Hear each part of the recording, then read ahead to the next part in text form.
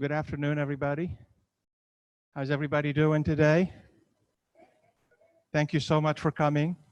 I think it seems, given what I have seen so far, it looks like there's more people on Zoom than there are in person, which is awesome. We just want people to be part of this conversation. Thank you all for coming, whether you're on Zoom or here in person. I'm hearing that there are some people are going to be coming in a little bit late, and they're welcome anytime. I am absolutely delighted. This is a very big day, very big week for us to have the opportunity to have Tony Cuccolo back and Susan Franzen. As you saw in the information that we shared with you, we have two sets of presentations. One set done by Susan. Right now is her first session. It's for faculty and staff. And the topic is understanding climate and culture. I think you're going to love the presentation. When I'm done introducing Tony and Susan, I'm going to have Susan share some of her background. It's fascinating. I want you to hear it. Tony his presentation is actually tomorrow. One session for faculty and staff and one session for deans, chairs, and the president's cabinet. And he's going to talk about shared governance. And he's here while you're here. If you want to have an opportunity to talk with Tony or Susan, you have questions, this is your chance to do it. Take advantage of the opportunity. I urge you, if you don't have the opportunity to ask questions today, email us, talk to us. That's what they're here for. We're absolutely delighted to have both of them. And with that, I'm going to let Susan take over. And if you would, share with them some of your background before you get started. That's okay. Awesome. Thank you. Thank you, Peter. Thank you all for being here. I have been with the University of Texas System for about 10 years. Prior to that, I started my career in telecommunications and I did technology consulting until one day one of my customers said, you know, I kind of stink at that, but what you do really well is you help my organization improve.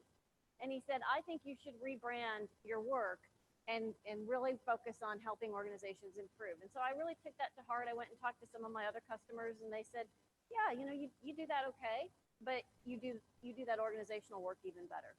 So I went back and got more education and training and really learned about how organizations can be at their best. And I had my own business for about 17 years when I decided I wanted to get off the road. And a friend introduced me to the UT system. And I applied in November of 2007. And sometime in 2008, they called me for an interview. And we moved very quickly, you know. But I have been there for almost 10 years now. And I have served in a variety of roles. The first thing I did was launch a leadership institute for UT system and ran that for about 2.5 or 3 years until some leaders said, hey, we've had enough leadership, and now we're going to just give that back to the campuses, and the campuses will have their own programs. And so leadership development went away at the system level. And then I moved into working with change management and helping us to deal with changes that were happening within the organization and with the campuses. And then in 2014, I was about to leave. I thought, you know, I think I've done everything I can do here, when they announced that Chancellor McRaven was the final candidate for the chancellor. And I said, this just got interesting. And I decided to stay. Wow. Climate.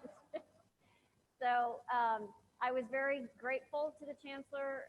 He asked me to lead the organizational assessment following the strategic assessment that Tony had led. And so we conducted a series of surveys and campus visits. We came to every single campus and asked you what you needed from system administration, what was troubling you, what challenges were you having, what services did you need? And a lot of people looked at us and said, you all provide services? So we knew we had a lot of work to do. And we came back in the spring of 2016 and said, okay, this is what we've learned. These are the recommendations we are making to improve the way that system administration serves the campuses. And we came back and said, is that correct? Were these the things that you really wanted us to do? And we got confirmation on that and then started implementing that. Each of our department heads put together a one-page action plan on how they were going to address the recommendations and suggestions from each of the campuses. And so it's been about 2 years now. We are seeing some changes. We're hearing from the campuses about changes. And so I really wanted to let you know that we're very serious about culture and very serious about creating a culture wherein we provide the greatest support to you who are here serving the students on campus. And that is really the mission work, and we recognize that. So I wanted to talk a little bit about culture and climate. A lot of people get confused and they might use those words interchangeably, but they're really two different things. So climate is what we observe in the environment. It tells us what culture is. So for example, if you go into a meeting and there are, we just had this at lunch, and there are coasters, right? Everybody sits down, and if you're new to the environment, you might not know that you need a coaster. And so you wait for the first person to take a coaster, and then you go, they use coasters here, right? Because sometimes they're just decorative. And so it's the things that we observe that teach us what the culture is. Nobody comes to you and says, this is how we do things here, right? Culture is the unspoken, unwritten rules. And you only get them through observation. Now, it's not just humans who observe. I had gotten a dog when I moved to Austin, and about a year later, I decided to get another dog, and I had spent a lot of time training the first dog, and I got the second little puppy, and I never had to train her because all I had to do was tell the first one what I wanted him to do. She'd look at him, look at me, and go, oh, I guess we're supposed to sit. And so she picked up on what she was supposed to do through these nonverbal cues. We do the same thing as humans. We watch, we wait, and observe what is happening in the environment to tell us how we're supposed to act. If you've ever been to a social event where you don't know what the norms are, and you stand off to the side sometimes and you watch, how is everybody else interacting? What is everybody else wearing? So that you know that the next time, this is how we do things here. So it's the things that we observe that set the climate of the institution. The culture is much more deeply rooted and it's difficult to see, but culture is determined by what we observe in the climate. So those patterns of behavior tell us what the culture is. So it's kind of like when you see a tree, right? You see the trunk and the branches and the leaves and the fruit. And that's your climate. Those are the things that you can actually see, touch, and understand. What you don't see are the root structures, but you know that they're there.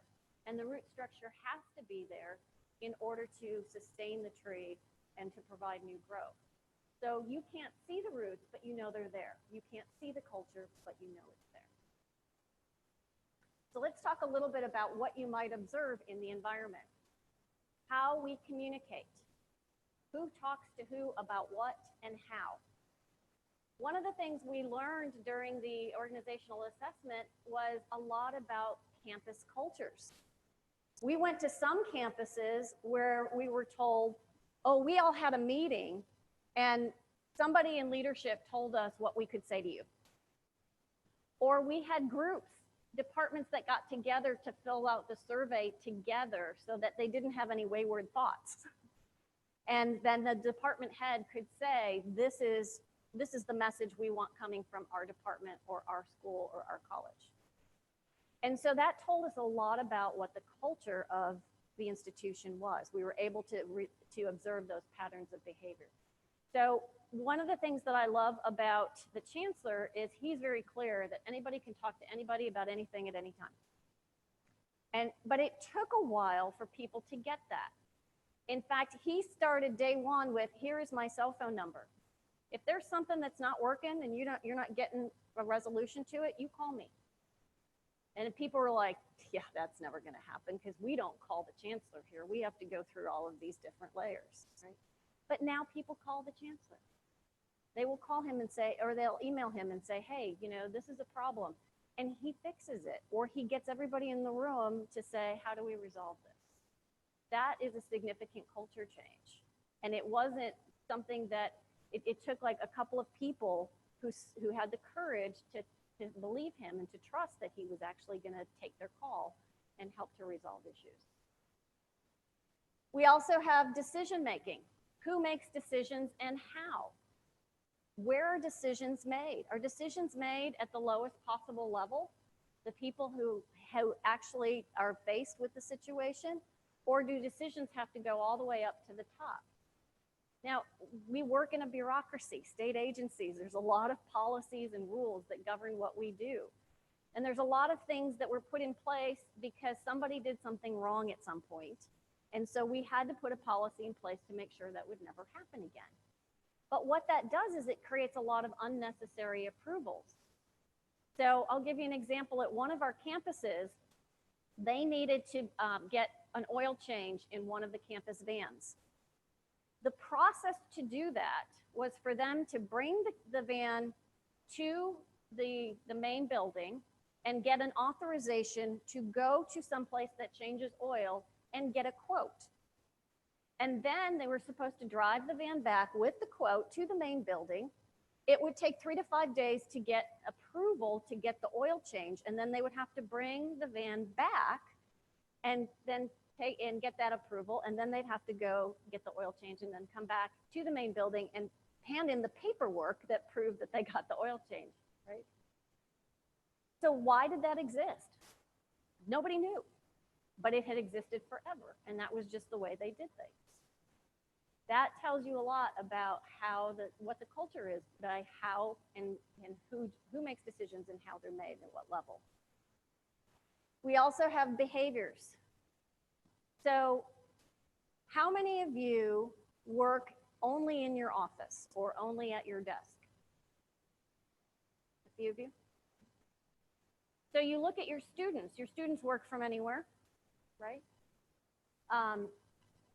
But for some reason on our campuses and even at system administration, people work in their allotted work area, right?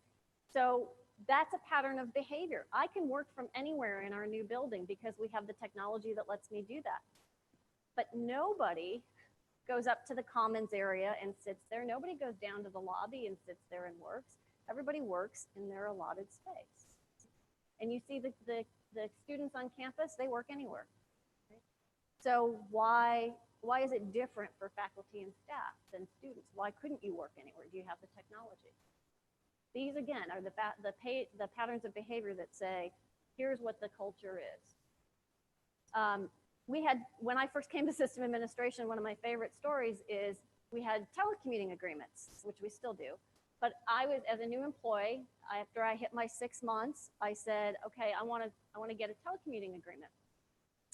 And nobody that I knew telecommuted, but everybody had a signed telecommuting agreement. And so when I got my signed telecommuting agreement back, my boss at the time said to me, I'm giving this back to you. We've approved it with the understanding that you will never telecommute. And I said, well, but there's a policy that says we can telecommute. She said, yes, but we don't telecommute here. So there's misalignment sometimes between what we say and what actually happens. And so what I experience about the culture is based on stories. They're based on my experiences, my colleagues and my friends' experiences. And that's what tells me what the culture is. It's those repeatable behavior patterns. We also have leadership style. Who leads? Who gets promoted? Who gets rewarded? What styles are effective? Right? In almost every organization that I have ever worked with or worked for, there are people who are considered to be really high performers that are just obnoxious, rude. They treat people terribly. And you say, why is this person still here? Because it's counter to the culture that you say you want. Well, because they're high performers. I'm sure everybody knows somebody who has been labeled a superstar or a high performer, and somehow the rules don't apply to them. But that type of treatment actually kills your culture, because every action you take either gives you an opportunity to support, change the culture, or to protect it. And the more we protect it, the less likely we are to achieve our goals because we can't change. And then we have professional development. Who gets to go to training? Who gets to go to conferences? Who gets that money in their budgets? Do some individuals get more professional development opportunities than others? I was really surprised when I came to higher education how limited a lot of the professional development opportunities are. And I thought, as a university of higher education, I would think that our people would be the best trained. They would always have ongoing professional development. And that's not the case because we have tight budgets. We're state-run agencies. And so we have to be really careful about that. But who gets that? Who gets that as a reward tells us what the culture is. And then processes. So are your processes the most efficient that they could be? What do your processes tell you about your culture? Pardon me? It's a mess, yeah. So if I look at all of these things, I need to have alignment with all of those things. So people are attracted to and stay with institutions that share their values, their beliefs, their ideals. And so if I say, you know, like say, for example, efficiency is the most important thing at UT Tyler. Right? So if I say that, let's say that I say, our biggest value is efficiency. And then we say, we're going to roll out this great new process. And everybody has worked really hard on this process. And it is the way to go because it is highly efficient. And it looks like this. Is that efficient? There's a mismatch between what we said and what we did. So based on that, what do you believe? Do you believe that efficiency is an important value? What do you believe is an important value? Chaos? Right? So when it's between what I say and what I experience, or what I hear and what I experience will always take priority. I will always say this is the culture here because this is what I experience. And so it's really important for leaders to align what they say with what happens. When we moved into our new building, one of our big things we said was anybody can work from anywhere. We had the technology, and so rather than giving everybody desktops when they renewed and refreshed their computer systems, everybody was going to get laptops. That was what we said. And then the first round of refreshes came about, and the controller said, fill out this form to justify why you need a laptop. We said, well, wait a minute. Well, laptops are more expensive than desktops. Got that. Okay. But we just said one of our values of moving into this new building was that anybody could work from anywhere in the building, which means they have to have the technology to do that. And yet now we're asking them to justify why they need that technology. It was a mismatch. It was a complete misalignment with what we said we were valuing and what we were actually doing. And staff called us on it, and we made changes. So I think as you think about things that you've experienced here, or that new staff members, new faculty members coming in might experience, you can start to get a feel for what is it really like to work here. So the handouts that Greg was kind enough to pass out to everyone, what I'd like you to do is to take a few minutes and go through those 6 questions on your own. Write down the first thing that comes to your mind. Don't overthink it. Don't look for the right answer. Just as you read each of those 6 questions, write down the first thing that comes to your mind. And then I'm going to have you talk with each other in a few minutes about what that tells you about your culture. So just the first 6. So how do people communicate? What do they say is important? How are decisions made? How do people interact? How does work get done? And then what or who gets rewarded?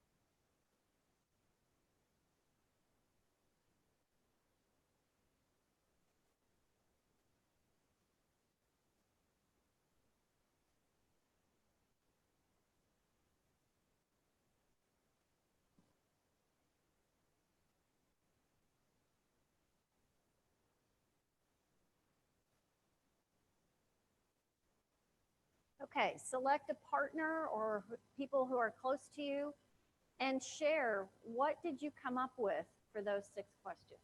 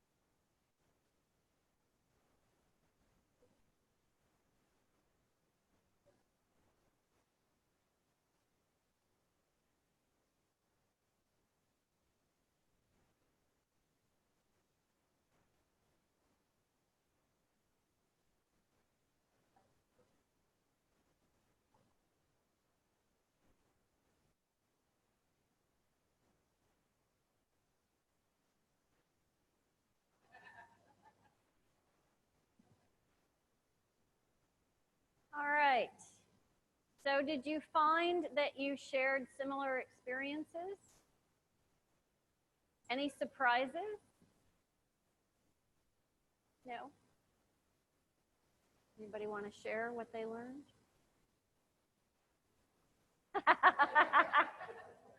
Goes against the culture, right? Yeah. Yes, please.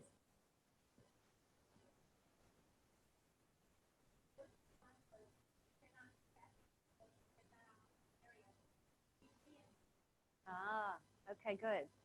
So there are subcultures within the larger culture, right? Yeah. It's really hard to tell what a culture is because we pull in our immediate experiences.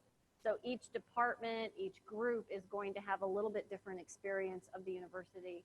And if you were asked to say, what is the culture of the university as a whole, it would be influenced strongly by your most closest, the proximity of your experience. So, but you all have had this conversations and you found similar experiences, right? If you look at the university as a whole, and probably even within your separate departments. How many faculty members are here? The rest of you are staff? So kind of 50-50. And yet you probably had similar experiences. So these are the things that we can observe within our environment. But what that tells us is what lies beneath the surface. What is the culture? What are the prevailing attitudes of people here? What are their belief systems? You typically join or are attracted to or stay with an organization because it shares your values, your belief systems. And when that changes, then you sort of reevaluate, do I want to stay? Because I don't know that I can work in an environment that does X, right? And I'm sure you've all had that conversation, especially when you go through leadership changes, when new people come on board or people get promoted and you go, how did that happen? Okay? Because you don't understand what it was that that person did that get them that reward. And then we have our attitudes and our values. So all of that makes up our culture. There are assumptions that we make every single day about how we are supposed to behave. And I'll give you an example. We have something called Idea Central, and all of our staff have the ability to post ideas either with their name or anonymously, and then others have a chance to comment or vote on it. And then when votes reach a certain threshold, then we take the idea to the chancellor and we ask him to approve the idea so that we can implement it. The number one idea that we got in Idea Central was for Blue Jean Fridays. It hit more votes than any other idea in the history of Idea Central. We've had it for 2 years, and faster than any other idea. And it got to the chancellor's office, and the deputy chancellor, my boss, said, well, people can wear whatever they want to wear on Fridays. You know, it's up to the department head. And we said, well, that's the problem, because some department heads let their staff wear blue jeans on Fridays, and other department heads don't let their staff wear them. And so we would like a statement for the system administration offices that allows people to wear blue jeans on Fridays. This was one of the most heated debates among the executive officers, right? Because we don't wear blue jeans on Fridays. You know, who are we if we allow our staff to wear blue jeans on Fridays? And what if they wear the ones with the ripped knees? And if we go to blue jeans, then maybe we're going to go to flip-flops. And what about shorts? And it's just a slippery slope. I mean, there was a lot of fear.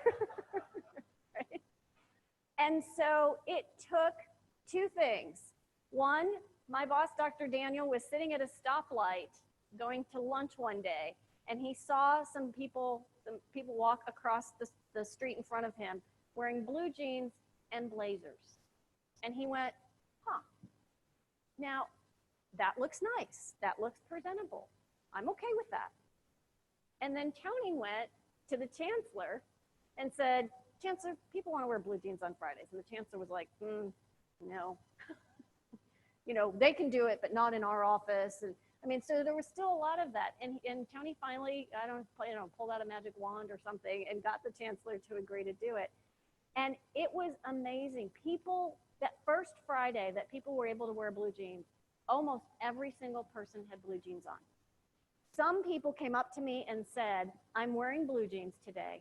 You will never see me in them again, but I'm wearing them out of solidarity for everybody else. I'm not comfortable wearing blue jeans at work, but I'm doing that because I want to show my support that we actually got something changed here. And it was really a powerful experience. But we had all these assumptions and beliefs and values about blue jeans. And it really was a very fascinating discussion about, you know, people's fears about blue jeans. And then the funny thing was the next Friday I wore a pair of black jeans and I had a meeting with my boss and I walked in, he said, "Where are your blue jeans?" I said, "Well, I'm wearing jeans, they're just black." He goes, "I didn't know jeans had colors." He said, "If I had known they had colors, I would have said yes a lot sooner." Guess how long it took us from the time the ideas hit the maximum or the top of the numbers to when we actually implemented Blue Jean Fridays? Almost 4 months of discussions, of people raising concerns, all sorts of things happened in that time period. But now we have Blue Jean Fridays and everybody's happy. So you can change the culture, you can shift the culture by the things that you do every single day.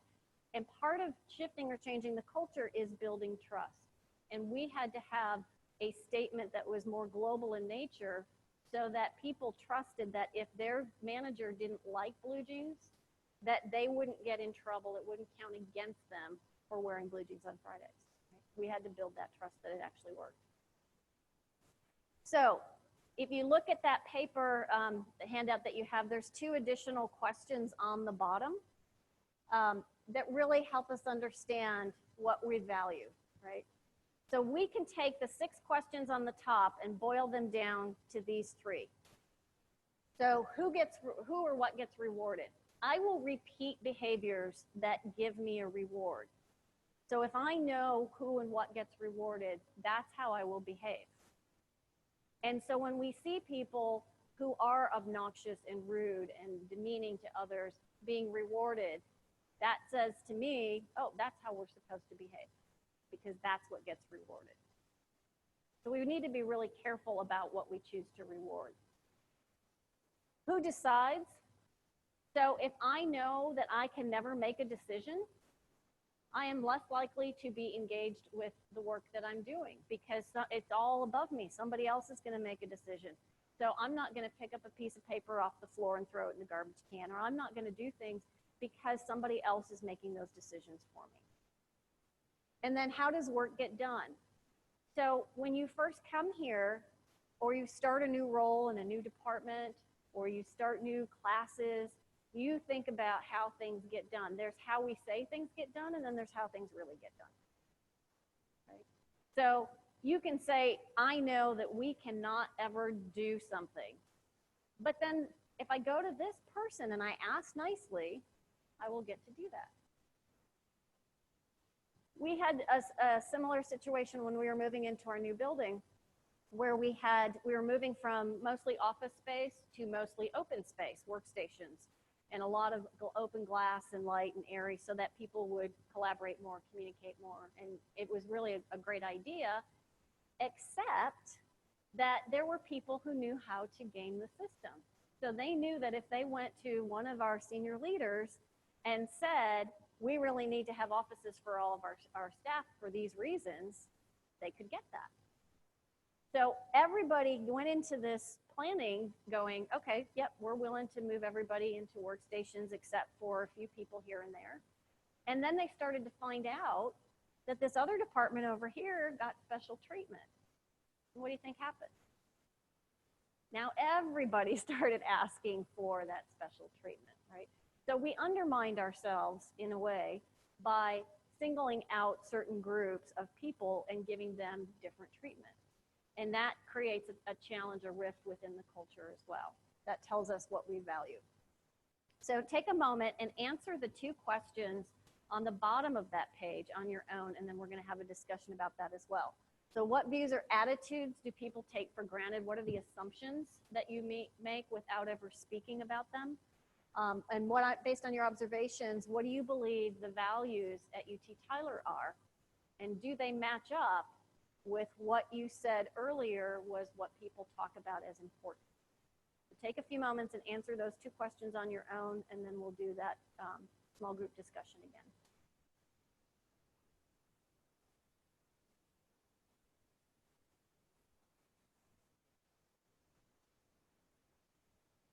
Pardon? What's a reward? They do. That speaks volumes. Do rewards exist here? I'm not hearing a resounding yes. It depends. Yeah.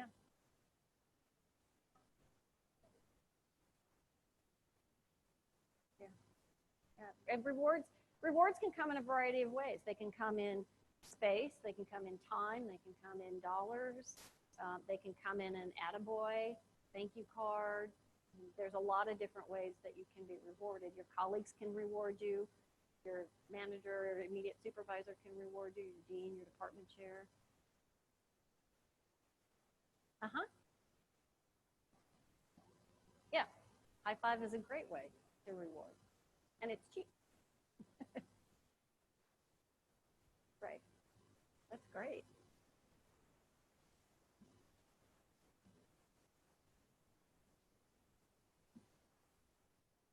Okay, so let's take about 5 minutes in your groups again and talk about your answers to these two questions.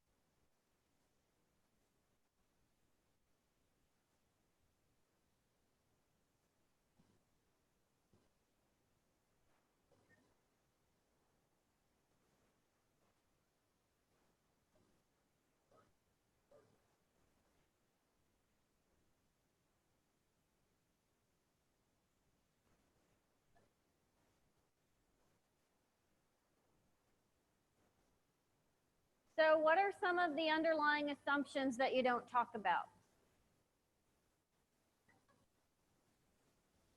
What are some of the underlying assumptions in your culture that you don't talk about? You just do them.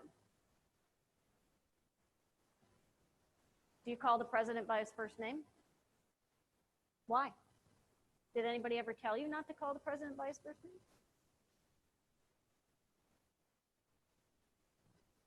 What are some things you just don't do that nobody told you you don't do? You just learned you don't do. Pardon?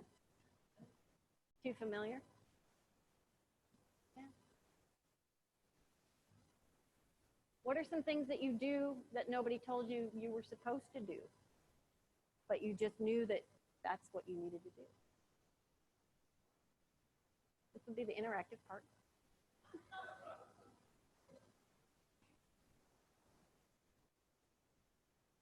What are some things that you do that nobody told you you had to do, but you just know you have to do them? Yes. So you know you have to share ideas. Great. And nobody told you, hey, I want you to share your ideas. Good. Okay. So yeah, so that's sort of an unwritten rule of HR, right? Yeah. What else?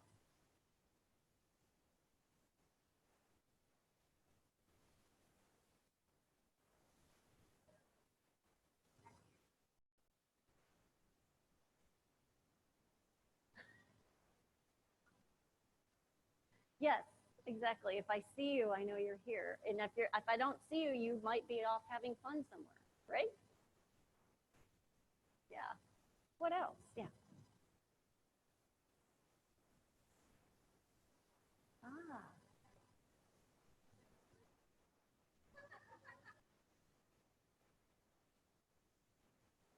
Uh-huh.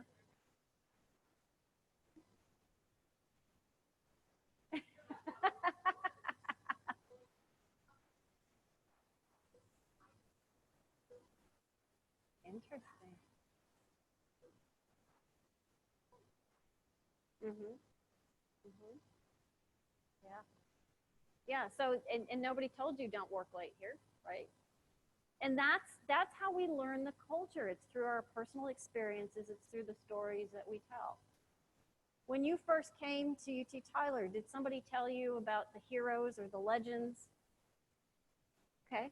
Who are the heroes? Jerry. I'm assuming he's also a legend, right? Yeah. So we tell stories to educate people on what the culture is. What did you say was the values at UT Tyler? What are your values? Pardon? Efficiency is a value? It's a stated value. See, now there's a difference, right? Yeah, it's what we say, but it's not necessarily what we do. Quality education is a value, right? I mean, if I were to walk around campus and ask every single person, what is the most important thing at UT Tyler, what would they tell me? Student success. So that's a value, right? That's a belief. And so everything that you do then should support that. And what happens when you see something or you experience something that is not supporting student success or the students? How do you feel? Unappreciated? Yeah. And you start to question, are students really our biggest priority if we're doing this? And see nodding heads, I know you've had those conversations, right? Yeah, because we do. I mean, that's how organizations operate. Is there's three levels of culture. There's what we say we do, there's what we really do, what we experience, and then there are the stories that get told over and over again so that nobody else makes the same mistakes we did when we first came. So how do you change something that you can't see? You can't see culture. How do you change something you can't see?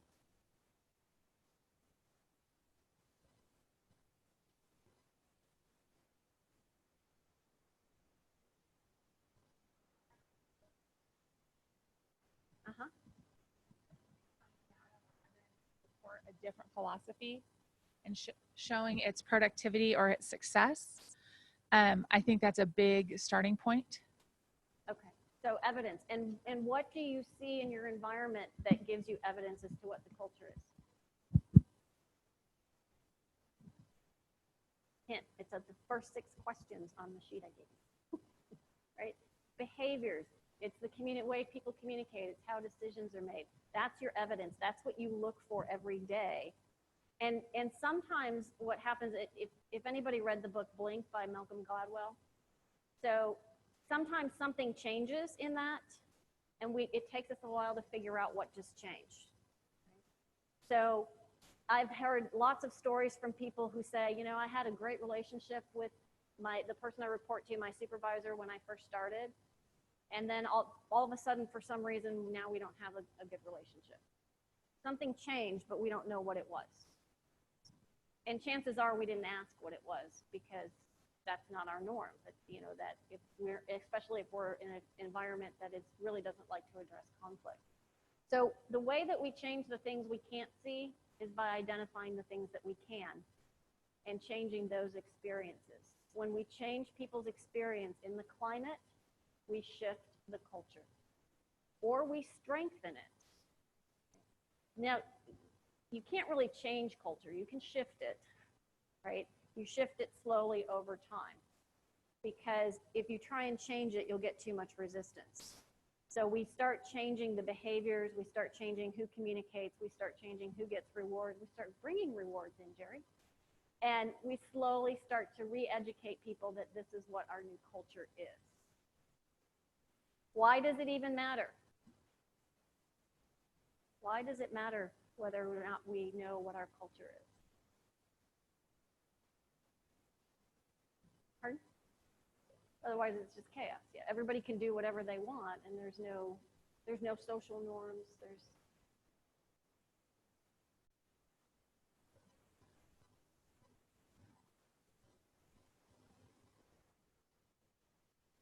It is chaos, yeah. And it's really hard as if you come into an organization and you're promised that your role looks like X, and you come in and then all of a sudden they're like, oh, no, no, no. That was when we were recruiting you. This is what your role really is. And you go, ew, I don't like that. So it hasn't happened, right? So you need to figure out, can I create what I thought my role was going to be here, or do I need to go somewhere else in order to be able to do what I was promised, right? And it doesn't feel good when you have sort of that rug pulled out from underneath you, or you have resources pulled out from underneath you. So let's take a look at how culture eats strategy, right?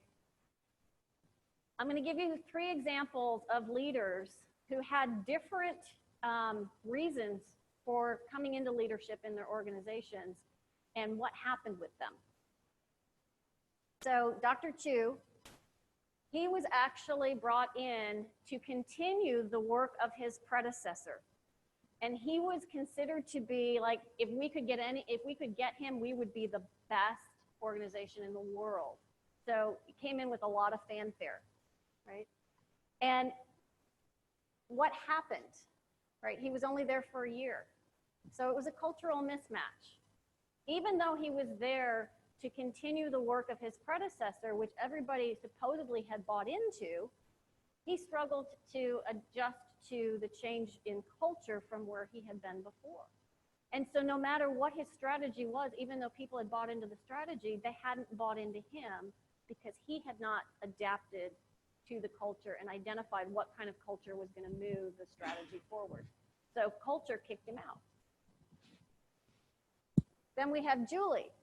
So she was at Walmart for less than a year, right? Actually, I think it was probably like 6 months. So she, again, superstar, worked with Daimler Chrysler to kind of rebuild their image.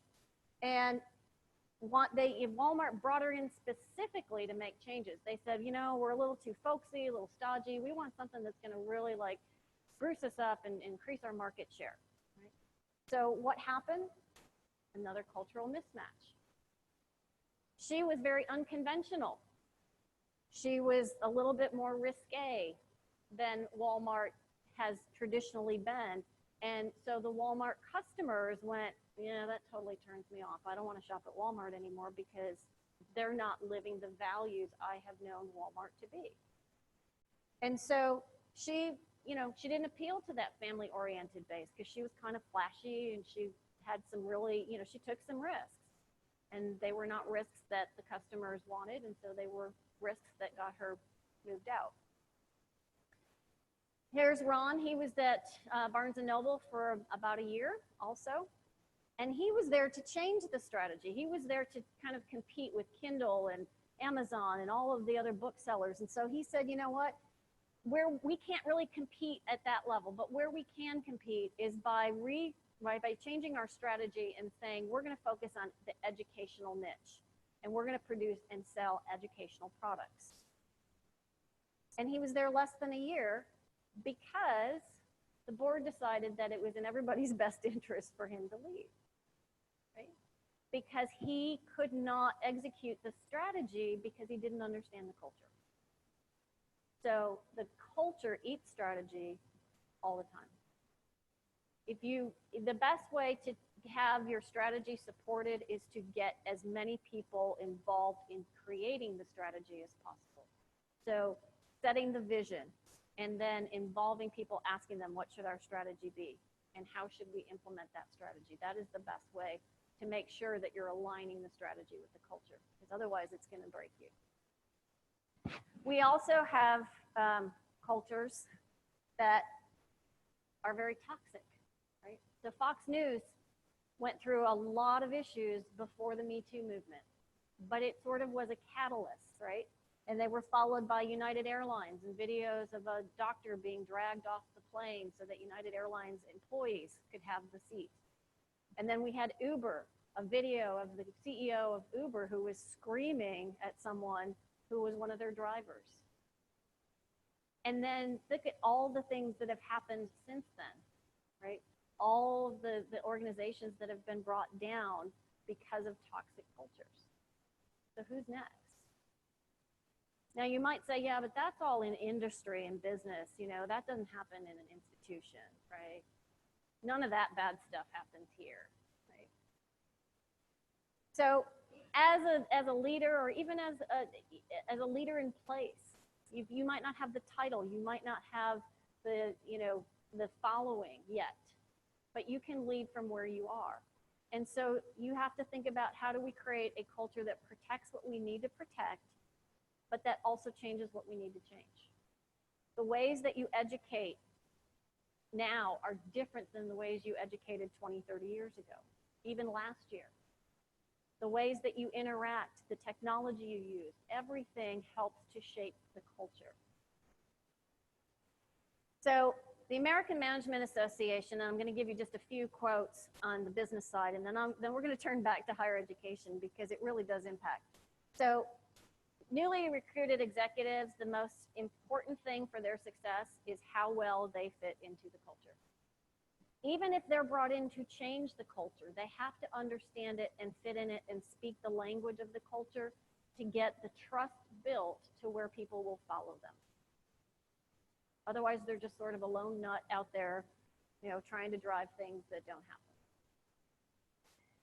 And so leadership styles, decision-making processes, and so on may not mesh well with what you have. And I hear it all the time. Well, that's not the way we do things here. We tried that last year, it didn't work. Oh, no, you can't just go talk to that person. You have to go through all of these other people to get to them. We reinstate and reinforce that culture on a regular basis. And what if we were to change it and say, why are we doing that? That doesn't make sense. Can we change it? Presidential transitions used to be very rare, but now they happen on a regular basis. 1/4 of the nation's colleges and universities are going through a presidential transition at any given time. I have been with the UT system administration for 10 years. We have 5 presidents who were here when I started, who are still in their role out of 14 campuses. And some of those campuses turned over presidents more than once in that 10-year time period. Most of that transition happened in the last 5 years. So higher education is no longer insulated from these types of issues. And a lot of it has to do with the culture and how the leader fits into the culture and how the leader drives culture changes. So a board, like our board of regents or a selection committee for a new president for an institution, has to take culture into consideration. If they don't, it will fail. When we started to lead or to go through the organizational assessment back in 2015, we looked at how does system administration improve our services to the campuses. And I had several senior leaders who told me, well, we just need to ask them questions. If we get to that culture stuff, that's okay, but I wouldn't make that the primary focus of your work. And so I invited them all into a meeting with the chancellor, and I said, Chancellor, we seem to all have a difference of opinion here. I said, I would really like to start with culture so that we understand why we do the things we're doing, and then go find out, well, how is that working? And he said, oh yeah, definitely. He said, you can't do this without looking at culture first. And so we did that. We did a culture assessment within system administration, and we found that people wanted to be working in an environment that was highly collaborative and innovative. But we were working in a bureaucracy where there sometimes was a lot of internal competition. So we have a ways to go. But it's really helpful to have that data, that proof, that evidence to say, this is where we're starting from. And as we continue to change, we will want to go back and reassess and make sure that we're making progress on it. Because if we don't take into account our culture and how our culture impacts the work that you do on the campuses and your culture, then we fail. So in a cultural mismatch, it's because they don't really connect. New leaders, new people on campus don't really connect. They don't find their tribe. They don't build the trust and the rapport that you need to get people to follow you to accomplish what you need to accomplish. So if I don't like you and I don't trust you, I'm not going to follow you. And if I'm not following you, then you cannot be effective in your role as a leader. So it's hard to build a bright future in that setting when I can't get people to follow me and trust me, kind of like this. Every day, I know some of you are doing this, but so what are the things you observe in your current culture? And then take a look at what are the things that would support a different kind of culture. What would your preferred culture look like? Before you leave, I'm going to give you this Mad Libs game to take back to your departments. And it's just a fun way to identify what your culture is today. And then you can have people take it again and say, what would you like the culture to be? What would your answers actually be like if things were different? And Michael Eisner was CEO of Disney for many, many years. He talked about your brand being a visual example of everything that you do. Every step you took, every action, every conversation you had was a segment of your brand. And so I changed it to say it's the culture. Culture is your internal brand. And so if you're not consciously thinking about every action that you take, every conversation you have, how is it supporting the culture, you could create a culture that you did not intend with consequences you don't want. So it's really important to pay attention to our culture. Question?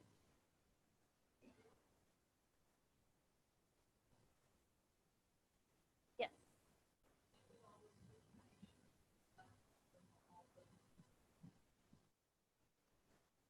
So we actually gave that to all of our departments, and we asked our department heads to put together a one-page action plan on how they were going to address that. And they had to collaborate with their campus counterparts to create that. And then we are holding them accountable to those action plans to make sure they are making the changes that campuses ask for. We also go back and have regular conversations with the senior leaders on campuses and say, In 2015, these were your top 10 concerns, and these were the areas that you asked for more support. And then they tell us, are they're still their concerns? Are they seeing any improvement? And we use that information to guide it. Like, we've heard that campuses really want more opportunities to come together and collaborate. So we have shifted from basically saying, well, if you all want to come together, you go figure it out, to being more of a convener where we invite campuses to come together to talk about issues that are impacting all the campuses. So it's a slow process, but we go back, we review that information regularly, make sure that it's still valid, and then hold people accountable. Yes, other questions?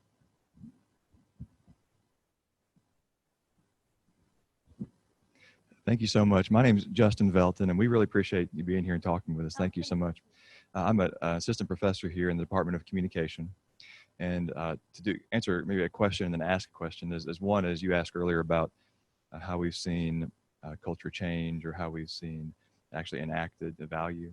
And I think over my time here, about 7 years, I've sat on different committees about student retention and engaging students, and what was once more of a commuter campus, trying to make it more of an on-habit. And a lot of conversations and small actions that I began to lose interest in because I cared about it, and nothing was being done. Nothing significant was being done.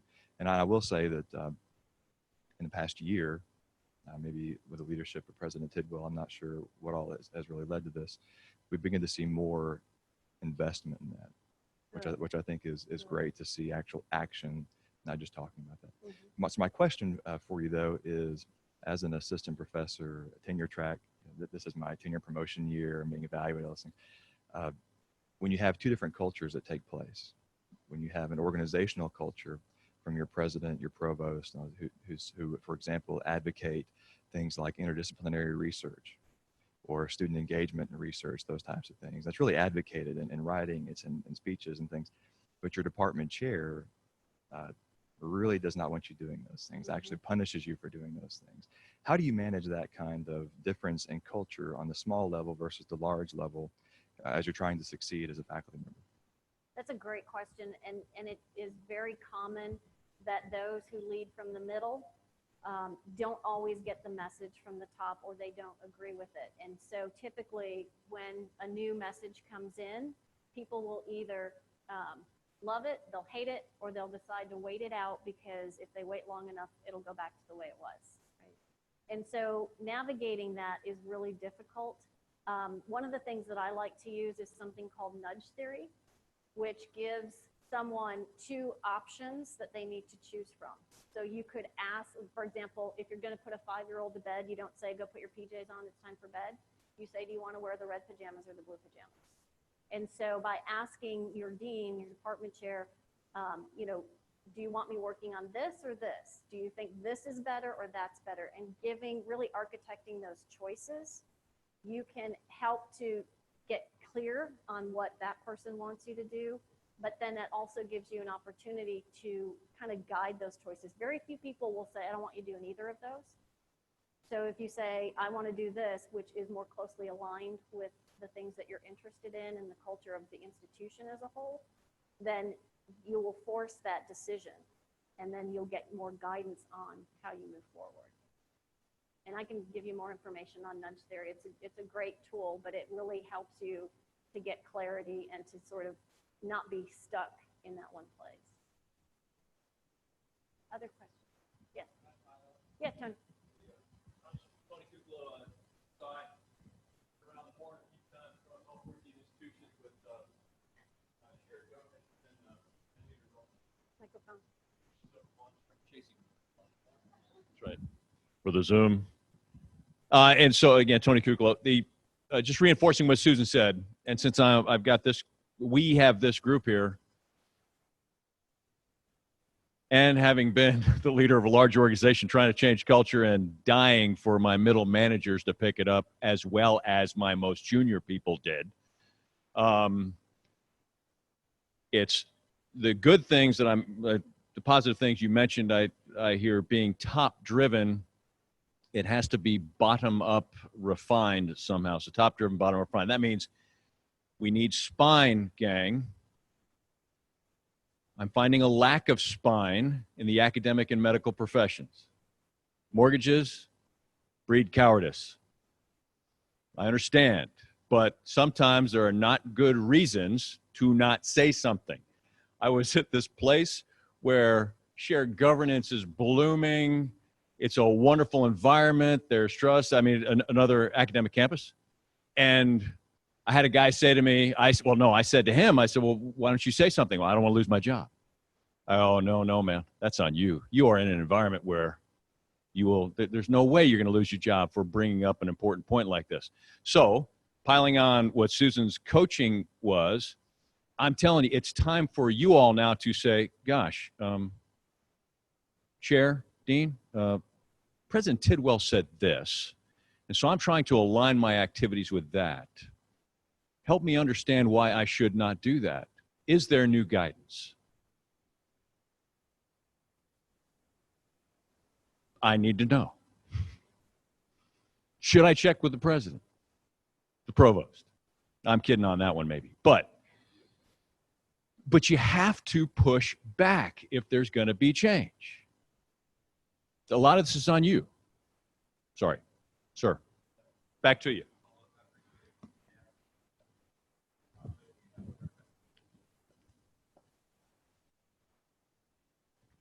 Thank you. This is great advice.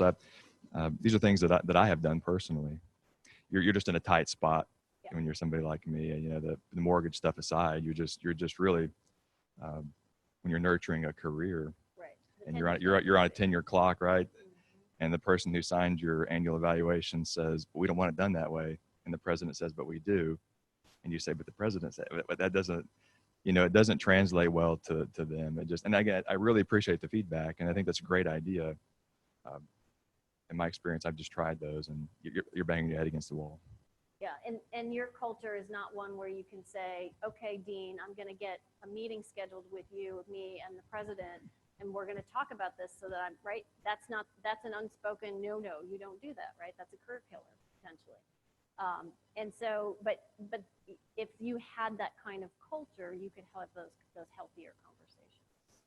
So we'll give you some other tips. Well, I know we are out of time, but I wanted to say thank you so much. Really appreciate your time. If you do have questions, Tony and I are here today and tomorrow. We'd be more than happy to answer those for you, or if you want to talk with us separately, you can call or email. Thank you very much.